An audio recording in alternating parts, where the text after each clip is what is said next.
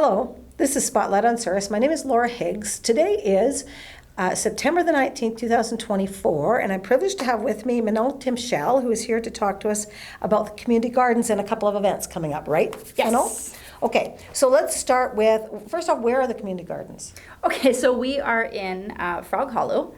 Okay. So we're right across the creek from from Sadler's Greenhouse. And so 5th Street and 5th Ave and at the bottom of the hill. And you go down that hill. Okay, right. Old Tree Nursery. We have several. Right. We have several pseudonyms. And, Yeah, exactly, AKAs, exactly. But it's a very nice location for the community gardens for sure. It is. We can't believe how lucky we are. From a gardening perspective, it's on a south bank, and then it has a north wall of evergreens and a hill, and we're right on the creek. So when we're watering from the creek, it's not that icy cold temperature from like the bottom of a well or something. So it's nice and warm, and it's full of the nutrients that come from the creek, and then we have this beautiful weather protection, which gives us an extended growing season. So we are very grateful to the town for letting us use that land free of rent. They haven't asked us for anything yet, and so it's just put rocket boosters on the project. For sure, absolutely, that's great. Well, I'm glad to hear that. So you have, as community garden committee, you have two events coming up. One is Scarecrow Days here in Souris, which is September the 27th, 28th, 29th, and 30th. They've added that day on recently. So what's going to happen out of the community gardens for that event? So our Spring Fling Chicken Bingo was a huge success.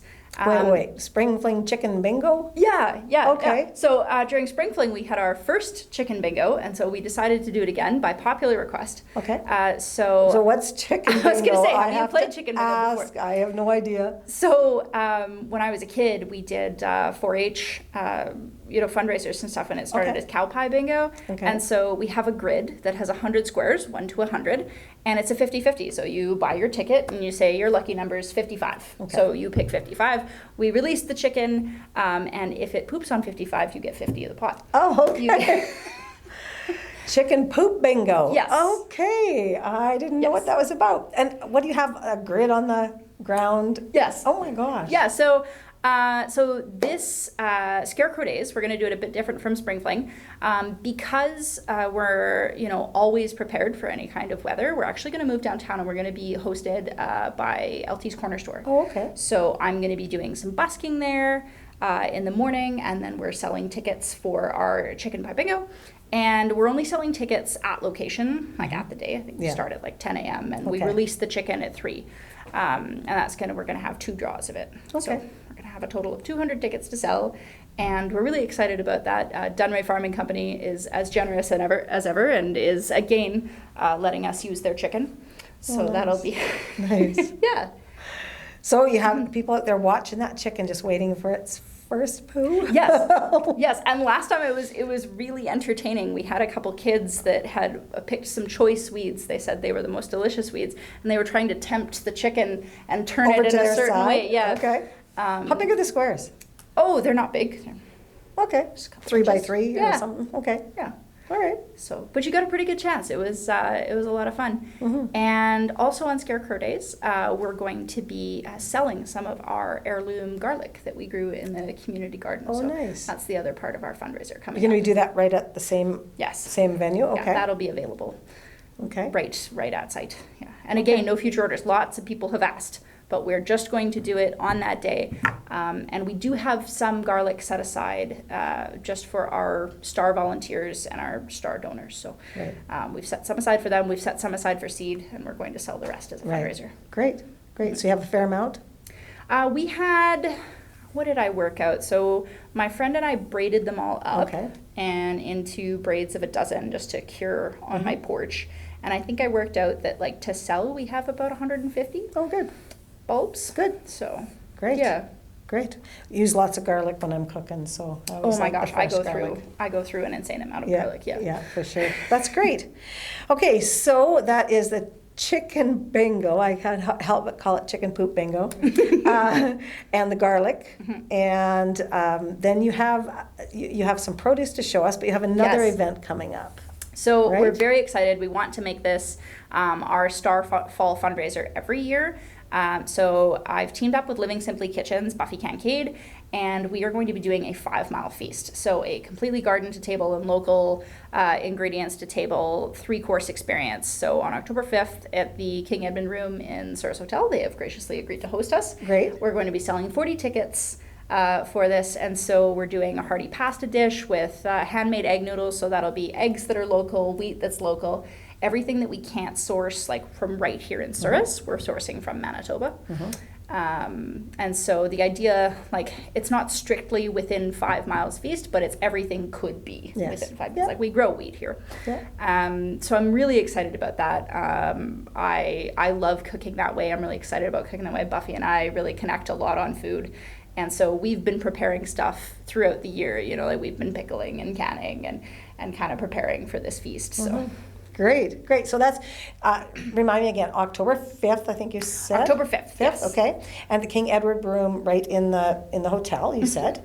And how much a plate? We're selling tickets for $75 a plate. Okay. And they're available, our social media has a poster, and we have a phone number where you can email us at sourisglenwoodcommunitygarden@gmail.com. Great. And those are the ways you can get tickets. We have been working so hard. My committee has been pedaling so hard to get us our bank account, and our bank account is up and running. Oh, and so great. I'm so excited that our baby organization now has a real bank account.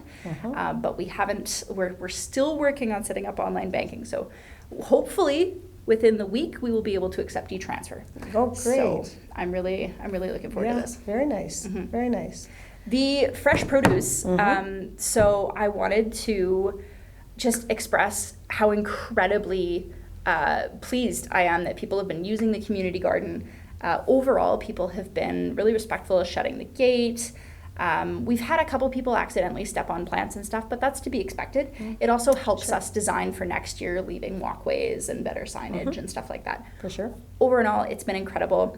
I kind of wanted to show, so I was down there just before I came to the interview, and there were some people harvesting, and they said, well, how do we do this? And so I brought my basket, and they brought theirs, and we went through. And so we have, the pole beans are producing like crazy. I picked all of this in like 10 minutes, and I have so many cherry tomatoes, and they're just filling the vines. I've got tons. And then check out the size of these tomatoes. Oh, wow. Wow. So these will ripen up beautifully. We have these really fun, we have a bunch of different varieties. So when I was starting the community garden, I asked for my gardening friends to send us seeds.